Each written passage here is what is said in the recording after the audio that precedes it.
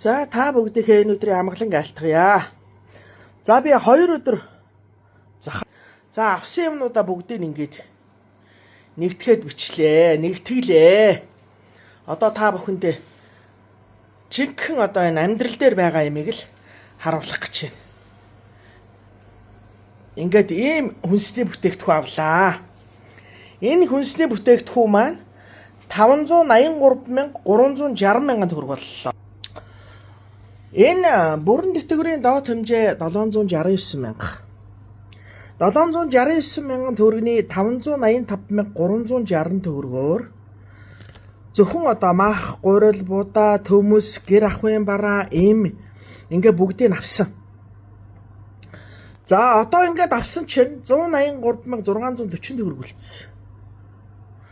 183,640 төгрөгнөөсөө тоог одоо юнвэшн, сөөх, гар утас, усныхаа мөнгийг төлөөд за ингээд бүр надаас мөнгө дутаж эхэлж байгаа. 55,988,000 төгрөг дутлаа. Би одоо энэ сарынхаа хэрэглээг бүрэн хангах гэдэг шүү дээ. Одоо тооцоогоо хийж дуусгах гэдэг. Гэтэл миний навсан хүнсний бүтээгдэхүүн бол би одоо махаа ингээд одоо хоол хийхээр ингээд жижиглээд ингээд бүгдийг ингээд бусдын бол одоо ингээд мэдээж хоол хийхээр холцоор ингээд хийгээд. Энэ бол 769,000 төгрөгийн бүрэн тэтгэврийн доод хэмжээтэй. Дээр нь ганц бие хүний хэрэглээ шүү. Ганц бие хүний хэрэглээ. Гэтэл энэ айлд чинь бас хүн орж ирнэ. Би бас нэг аяг цай хоол хийж өгөөд одоо ингээд гаргана үсттэй тэр хүнд чинь. Бас чаддаг бол одоо нэг гарын хаалгын дээш нь харуулад нэг 2 чихэр өгөөд гаргамаар байдаг. Тийм ээ? Бодит амьдрал энэ л байна. За би та нарт энэ сонгон гэхэд одоо 1 2 3 4 5 6 7 8 ширхэг сонгон нэг хэл сонгон болж ирж байна. Энэ сонгоныг дундуур нь хуваагаад 16 өдрийн хоол өдөрт нэг удаа хоол идэхэд шүү дээ. Би тэтгэврийнхаа мөнгнөөс нэг илүү юм нь юу вэхээр яалтчгүй ам цагаад энэ цангаад одоо энэ хун цай гэдэг нэг ийм цай авч уусан. Энийг 4,500-аар авч уусан.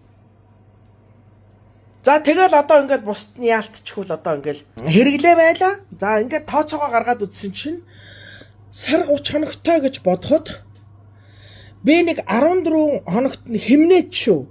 Одоо манайд хүн амтын ирэхгүй. Одоо яг ингээд хэмнээд 14 хоногт нь одоо энэ жоох юмараа гол зогоох нэ.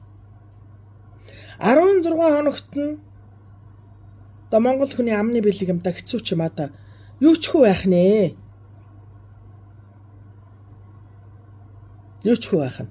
Энэ дээр өдөр тутмын өнөө талхаа аммаар шүү дээ. Тэгэхээр одоо талхаах би мөнгө байхгүй. Дээр нь одоо өнөө миний одоо яг энэ сарынхаа ус тоог бүх юмныхаа мөнгийг төлчихье гэхээр 55,988,000 төгрөг дутаад байгаа. Юу өдөр тутмын талхах. Тэгээ би энэ дээр давс аваагүй. Манайх яг нэг жоохон давстай байгаа учраас давс аваагүй. За тэгэхээр тэр сүү цагаа идэ өнөө бие организмд чинь хэрэгтэй эрдэс баялгаар дүүрэн за тэрийг бол одоо бүр саналтгүй шүү дээ. Гэтэл нөгөө талаасаа тэтгэвэр аваагүй хүн энэ дайны хүнс бэлдэж байгаа юм. Юу зээл аваагүй хүн. Гэтэл бүгд зээлтэй. Зээл авсан хүмүүс зээлийн зөрүү гэж нэг 180-аас 200,000 төгрөг сард орж ирж байна. Тэр 200,000 төгрөгөөр 30 хоног амьдарч штэ. Төрийн түшээдээ залуучуудаа. Тэгтэл манай одоо зарим их хурлын гишүүний 7-8 сая төгрөгийн цалин хөрөхгүй байх амьдралдгээ зарлаад байгаа штэ. Ингээд бодохоор одоо энэ тэтгэврийг зайлшгүй нэмэх шаардлага гарч ийн үү? Үндэслэл нь энэ. Одоо ерөөсөө ямар учраас нэмэх гэж байгаа юм? Энэ үндэслэлээ хэдүүлээ гаргаж бас таммаар байгаа байхгүй. Ийм учраас энэ тэтгэврийг нэмээ. За одоо тэгээ ганц энэ Ахмадын асуудал биш. Гэртээ хүүхдээ хараад 50,000 төгрөгийн тэтгэмж аваа сууж байгаа. Хүүхдийн зуутаа 150,000-аар амьдарж байгаа. Ээж яах вэ? Тийм ээ? асаргааны 330 мянган төгрөг аваад байж байгаа өвчтөй хүн харж байгаа. Одоо тэр нэг асаргааны мөнгө аваа байж байгаа. Тэр айл өрх яах вэ? Дөнгөж сургууль төгсөөд шинхэн ширээний араас гарсан сая төгрөгийн цалинтай, сая 100 мянган төгрөгийн цалинтай төрийн албан хаагчид залуу хүүхдүүдийн маань амьдрал одоо энд хүрхөө. Тэр хүмүүс чи ажил хийж байгаа болохоор тэтгэврийн биднээс арай илүү одоо хэрэглээ байгаа шүү дээ. Тэгээд одоо юу яасан хуваага тавьсан махаар нэг аяг шүл ингээд хийж уугаад одоо би гарах гэж байна л та. Тэ аяг шүл хийж байгаа гарах гэж. Учраас хажууд одоо ингээд нэг хоёр хүүхэд ороод ирэх юм уу? Хөдөө гадаанаас ах トゥ амраг садан ирнэ, найз нөхөд орж ирнэ, айлал эмчин нэг аягны амсар зуулгачмаар. Тэгэх юм бол миний 14 хоногийн хоол наашаага 10 хоног, 7 хоног, 8 хоног болоо явчих нэ. Ямар хоолой авчир гэлтэй биш дээ. Энд чинь Монгол хүн байна да. Тэгээд өдөрт нэг удаа хоол идэн штэ. Энэ мах чинь одоо ингээ боогоо жижиглээд ингээ хуваага тавьчихсан. Нэг л удаа хоол идэнэ. Хоёр хоол идэх юм бол би 7 хоног идэнэ. 14 хуваацсан. Одоо 14 хэсэг болгоод хүнснийхээ бүтээгдэхүүнийг хуваачлаа шүү дээ. Тэгээд одоо би өдөрт 2 хоол идчих юм бол 7 хоног идээд үлдсэн дараа сарын тэтгэвэр буутал нэгэн болтол одоо би яах ёстой? Яаж амьдрах вэ? Өдөр болгон айлын хоол будаад альтай биш. Тэгээд ийм л юм байна. Ийм л тооцоо гаргаж ирж байна. Манай энэ хүмүүс ер нь шийдвэр гаргахтаа тооцоогоо гаргаж чаддаг юм уу? Одоо гэж бодоод би бүр нэг иймэрхүү нэг тооцоо өөрийнхөө хэмжээнд гаргачихъя гэж бодоод энэ тооцоог ингэж гаргалаа. За ингээд та нар минь авах гэхээ ухаанаар хандаарай. 2 өдөр бол өөрийнхөө чадлаар бодит үннийг хүргэхийн төлөө бас ингээд явлаа. Олон ч хүний коммент уншлаа. Зарим нь бухимдсан л байна. Бухимдалгүй яах вэ? Одоо ард иргэдийн нуруунд дээр ачаа өөрүүлэхгүйгээр иргэдээ бухимдуулахгүйгээр тогныхоо үнийг дистрата нэмээрэ гэд засгийн газар маань шийд гаргаж байна. Сонсоод хүмүүс бухимдаж байна. Дээр нь одоо тэр ахмадуудыг та нар тэтгэврээс гадна ажил хийлдэ. 15 сая төгрөгийн 3 жилийн хүүгүү зээл өгж байгаа. Тэрийг аваад ажил хийлдэ гэж байгаа. Тэр нь хүртээмжгүй 15 ч биш 10 хуучин ахмадын хөдөлмөр эрхлэлтийг дэмжих сангаас олгож исэн мөнгө л одоо нэг шин юм шиг л одоо шин юм шиг болтол нь ярьж штэ. Энэ хөдөлмөр нийгмийн хамгааллын сайд аав бэкер сайд бол тэгж ярьж байна. Энэ нь нэг суманд жишээ нь 1000 ахмадтай нэг суманд нэг л хүнд оногдохоор хуваарлт хийгдэж штэ. Сайдаа та энийг мэдэж гин үү? Тэгээд энэ хүмүүсийг ажил хий гэдэг ах юм.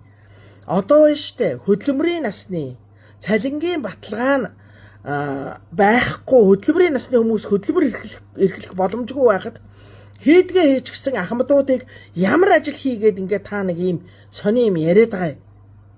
Наад хүмүүс чинь залуу халуун насаа эх орныхоо төлөө тухайн үед бүтээн байгуулалт норм төлөвлөгөөгөө биелүүлээд хийдэг ажлаа хийгээд тэгээд хуримтлагдсан мөнгөөл эргэж авах гэж байгаа штэ. Зүгээр юм гуйж байгаа юм уу?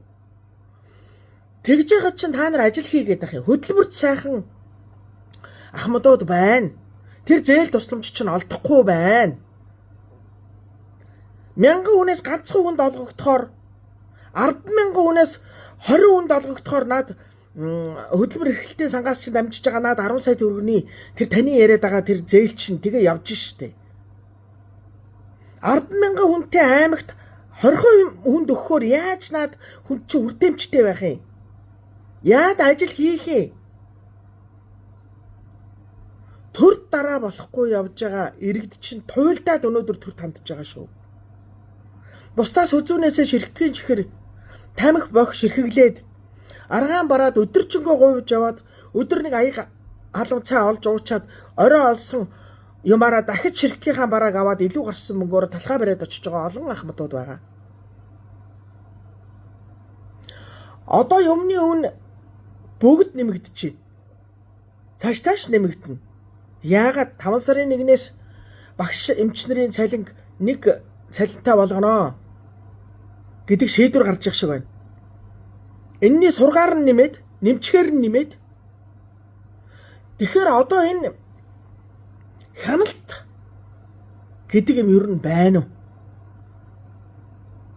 Үүнээс юу харах гэж байна вэ гэхээр хяналтгүй бодлогогүй төрийн ургашгүй ажлаас энэ ард иргэд чинь нийтээрээ зовж гин, зүдэрж гин, амиа авч явчих гээд их л хичээж гин. Ямар ч дэмжлэг алга байна. Дорвитойхон шиг арга хэмжээг аваач ээ. Энийг зүгээр бүр тууштайхан шиг нэг одоо болмоор л харагдаад байгаа юм да. Монгол улс мөнгөгүй биш шүү. Монгол хүн үнэгүй болчиход байгаа болохоос биш. Монголын мөнгө үнэтэй байгаа шүү.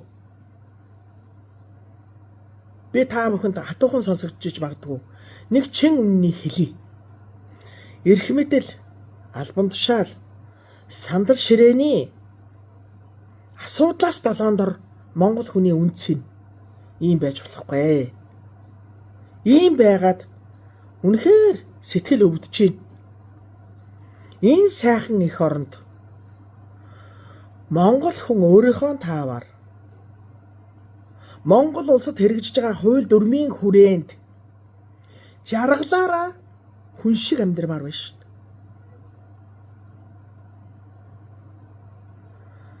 За ингээд та нартаа би миний хэлэх үгийг хүрээд төр завсралж байна.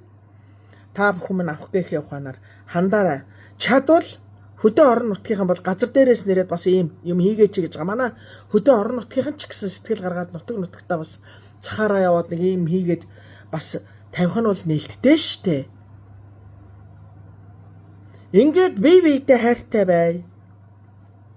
Аливаа асуудалд авах гээх яваханаар хандъя. Нэгнийгээ харааж өрөөж хажуу ташаа хилдгээ болцгоё.